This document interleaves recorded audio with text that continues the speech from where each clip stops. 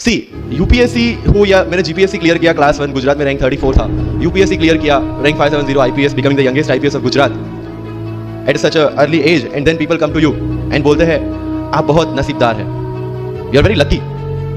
I tell them in reverse, luck favours the brave. कोई अपना luck साथ में लेके नहीं आता, वो बनाना पड़ता है। अगर आपके पास रिस्क लेने का एटीट्यूड है, सी मैं गुजराती हूं and we know the business, and business का एक ही फंडा है, higher the risk higher the profit. So अगर 8:30 को आपका एक्सीडेंट होता है और 9 o'clock आप मेंस की एग्जाम देने जा सकते हैं, इंटरव्यू से पहले 1 महीने तक आप हॉस्पिटलाइज्ड रहे और उससे 1 वीक पहले आप दिल्ली जाके उसकी प्रिपरेशन कर सकते हैं, तो luck has to come with you, उसको आना पड़ेगा और आपको आईपीएस बनाना पड़ेगा।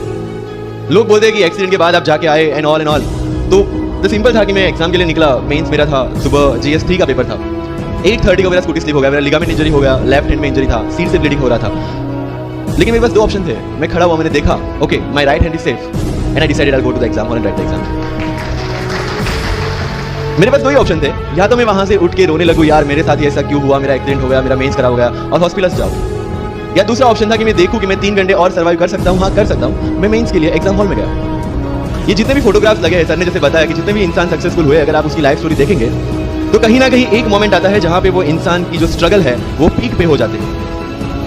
वो इस मोमेंट पे आपको डिसाइड करना है कि आपको वहां से यू टर्न लेना है या आपको वहां से आगे निकलना है। इन सब लोगों ने डिसाइड किया कि उनको वहां से आगे निकलना है, एंड दैट इज द फंडा ऑफ लाइफ। सक्सेस उन्हीं को मिलता है जो इस स्ट्रगल वाले मोमेंट से आगे निकलने की सोच रहे हैं। जब भी आपको लगे कि आपके सिर पे बहुत मुसीबत है, जब भी आपको लगे कि आप हर तरह से गिर चुके हैं, जब भी आपको लगे कि आपके पास कोई ऑप्शन नहीं है, तब एक चीज आप अपने दिमाग में लाइएगा कि यही मोमेंट है जहां से आपकी तकदीर बदलने वाली है।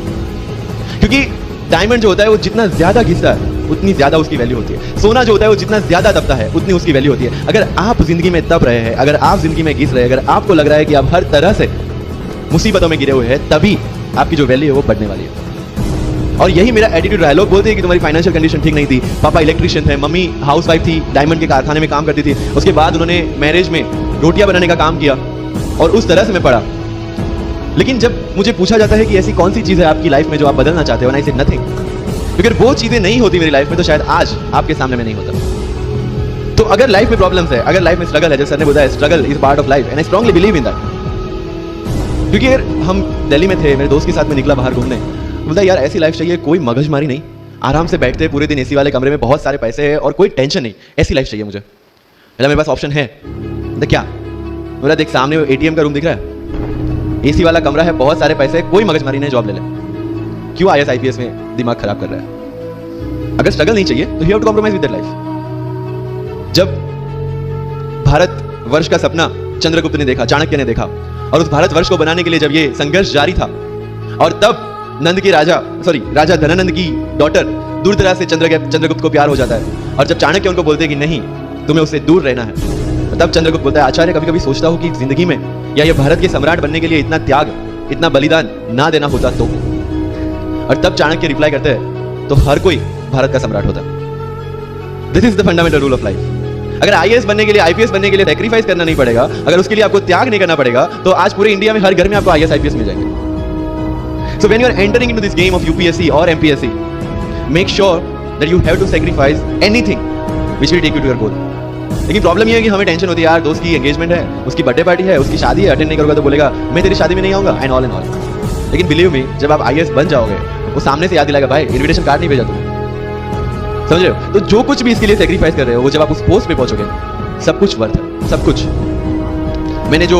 मेरा इंटरव्यू था यूपीएससी का, मुझे एग्जैक्ट डेट याद है, 23 मार्च को मेरा इंटरव्यू था। 20 फरवरी को मुझे हॉस्पिटल में एडमिट किया गया क्योंकि मुझे इन्फेक्शन हो गया था एंड बहुत हाई फीवर था, तो आईवी के अलावा कोई ऑप्शन नहीं था। 1 मार्च को ठीक हो गया, मैंने सोचा चलो दिल्ली निकलते हैं। 2 मार्च को मैं दिल्ली पहुंचा। 3 मार्च को वापस से टॉन्सिलाइटिस का अटैक होने की वजह से फ्लाइट लेके वापस से पालनपुर अहमदाबाद। Again hospitalization. 15 मार्च को I got relieved from the hospital. 16 मार्च को मैं दिल्ली पहुंचा और 23 मार्च को I give my UPSC interview. 1 महीने का हॉस्पिटलाइजेशन। उसके बाद जब दिमाग में ये था कि मेरे साथ जो लोग इंटरव्यू दे रहे हैं वो 1 महीने से प्रिपरेशन कर रहे हैं एंड 1 महीने से मैं हॉस्पिटल में था, again I thought this is the moment to prove yourself. I went to the interview और पूरे इंडिया में second highest marks in interview. This is not to say कि मैंने कितना अचीवमेंट किया, this is just to say UPSC is all about this. मैंने कोई preparation नहीं की थी यूपीएससी के लिए, इंटरव्यू के लिए, but again I scored good marks in interview because UPSC सिर्फ आपका नॉलेज चेक नहीं करता, make it very clear in mind. जैसे सर ने बोला it's a game of wisdom. आपको पहले ऑफिसर बनना पड़ेगा यहां से, यूपीएससी का काम तो सिर्फ थप्पा लगाना है कि हाँ ये ऑफिसर बन गया। जितने भी आईएएस आईपीएस ऑफिसर्स को आप मिलोगे, you will realise this thing कि ऑफिसर वाली क्वालिटीज इसमें पहले से है। आप जब प्रिपरेशन स्टार्ट करते हैं तभी से समझ लीजिए कि आपकी आईएएस और आईपीएस की ट्रेनिंग भी स्टार्ट हो गई। बिकॉज जो क्वालिटीज आपको चाहिए as an officer, as an IAS, as an IPS, क्या क्वालिटीज चाहिए? फर्स्ट ऑफ ऑल कॉन्फिडेंस, कि जब आप उस सीट पे बैठते हैं आपके सामने कोई भी क्वेश्चन आएगा you will be able to handle the issue. ये कॉन्फिडेंस लेके आपको उस सीट पे बैठना है। यही कॉन्फिडेंस चाहिए when you start the preparation. Decision making, अगर हर एक टॉपिक पे आप हर एक कोई पूछने जाते हैं भाई इसमें कौन सी बुक पढ़ूं, इसमें क्या पढ़ूं, इसमें क्या करूं, then you are not suitable for this exam. लोग बोलते हैं कि एक साल में प्रिपरेशन, जैसे मैंने जून 2016 में मैं दिल्ली गया और जून 2017 में मैं अपियर हुआ and I clear UPSC and GPSC. People से कि सर एक साल की मेहनत में आपने एग्जाम क्लियर कर दिया। यस, टेबल और चेयर पे बैठ के करने वाली मेहनत एक साल की थी, लेकिन उसके पीछे की मेंटल प्रिपरेशन कितनी पुरानी थी। जब मैं प्राइमरी स्कूल में था तब सोचा था कि आईएएस बनना है, और तब से मेरी जो जर्नी है, तब से मेरा जो टेम्परामेंट है, तब से मेरा जो एटीट्यूड है वो इसी डायरेक्शन में था। जब कॉलेज में था तब मैंने एनजीओ स्टार्ट किया, 3 एनजीओ से मैं जुड़ा था। जब लोग सोशल मीडिया, व्हाट्सएप और फेसबुक पे बिजी थे, मैं वहां स्लम में जाके बच्चों को पढ़ा रहा था। क्यों? क्योंकि मुझे पता था कि फ्यूचर में यही काम करना है, क्यों ना अभी से उसकी ट्रेनिंग ले लूं। So I have invested my each and every moment for this goal. Because जो पर्सनालिटी टेस्ट लास्ट में यूपीएससी लेता है, इंटरव्यू नहीं है वो, we consider it as interrogation. Interview को इंट्रोगेशन लेके चलता है, वहां पे पूछता जो कि नहीं। अगर यूपीएससी के इंटरव्यू में 10 में से 9 क्वेश्चन के आंसर भी आप सॉरी सर और sorry ma'am, I don't know कह देते हैं, उसका कोई इंपैक्ट नहीं पड़ता। इंपैक्ट पड़ता है वो 9 क्वेश्चन न आने का प्रेशर आप कैसे हैंडल करते हैं। आपके पसीने छूट जाते हैं या आप वही टेम्परामेंट के साथ इंटरव्यू कंटिन्यू करते हैं। मार्क्स उस चीज के, मार्क्स है आपकी सोच के। एक ऑफिसर के तौर पे जब आपको आईएएस या आईपीएस की सीट पे बिठाया जाएगा, how will you treat the citizens of this nation? What will be your attitude to each and every person who is going to come and meet you? These things are being tested during UPSC interview. और इस सारी journey में अगर सबसे important कोई चीज है तो that is your learning attitude, और not for UPSC, for life even. Because when I am speaking in front of you in Hindi and English, to be very clear, I belong to rural background of Gujarat, और मेरा study जो हुआ है वो पूरा Gujarati medium में हुआ है, गवर्नमेंट स्कूल में। 12th तक का स्टडी मेरा गवर्नमेंट स्कूल में हुआ है, गुजराती बोर्ड में, गुजराती मीडियम में। And yet I can give my UPSC interview in English in Delhi and score such marks. Where did it come from? कहाँ से आता है ये? मुझे अभी भी याद है मेरा college national institute of technology Surat था, जहाँ पे मेरे साथ जो पढ़ने वाले बच्चे थे वो सारे सीबीएसई आईसीएसई वाले थे, और मैं एज ए एलियन वहाँ पे पहुंचा था, क्योंकि तब मुझे पता चला कि मैकडी जैसा भी कुछ है और उसमें बर्गर जैसा भी कुछ मिलता है। That was my first exposure to any metro city. And जब मैं उनसे इंटरेक्शन करता था और इंग्लिश बोलने की ट्राई करता था, जो जैसे संजू मूवी में इंग्लिश दिखाया गया है गुजरातियों का, जो जीरो को जीरो बोलते हैं, उसी तरह I was also like that. Mother tongue influence आ जाता है, it's very obvious. So I used to speak notes and not notes, और डोर एंड नॉट डोर, और don't and not don't. So they used to make fun of me. Sapir, it's not don't, it's don't. Okay, fine. I had 2 options. Either I stop speaking English with them or improve on that and go ahead. I decided the second option. When I started my preparation of civil services, जो English medium में करनी थी, वाजीराम में मैंने coaching किया, जहाँ पे पूरा इंग्लिश मीडियम में था, सारे सब्जेक्ट्स मेरे लिए नए थे। I started from the scratch. I started from the English medium NCERT of standard 5 and 6, Gujarati dictionary, Gujarati to English dictionary, and then I started my preparation. कभी-कभी ऐसा होता था कि द हिंदू का पूरा एडिटोरियल पढ़ लिया और उसके बाद I was like कि मैंने क्या पढ़ा। ये होगा, सबके साथ होगा।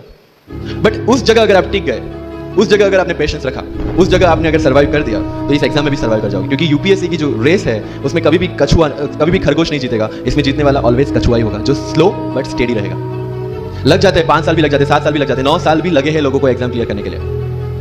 लेकिन बिलीव में जब रिजल्ट आएगा ना, तो वो सारा सेक्रीफाइस आपको वर्थ लगेगा। आप पढ़िए लोगों के इंटरव्यूज। मैंने क्या किया कॉलेज के 4 साल में, I went through each and every interview of UPSC toppers on YouTube. Ira Singhal से लेकर टीना डाबी मैम तक सबकी इंटरव्यूज मैंने देखे। For what? Just to know कि उन्होंने ऐसी कौन सी गलतियां की थी जिससे इनको इतना टाइम लग गया, और मुझे कौन सी गलतियां रिपीट नहीं करनी है। क्योंकि चाणक्य ने कहा है कि दूसरों के एक्सपीरियंस से जो सीखते हैं ना, वो जल्दी आगे आ जाता है, क्योंकि खुद सब कुछ अनुभव करके सीखने के लिए जिंदगी काफी छोटी है। I did the same. 4 साल में हर एक टॉपर का इंटरव्यू देख लिया, चीजें समझ ली कि ऐसी कौन सी चीजें जो इन सब ने की है, और ऐसी कौन सी चीजें हैं जो गलतियां हैं जो इन्होंने की और जो मुझे रिपीट नहीं करनी।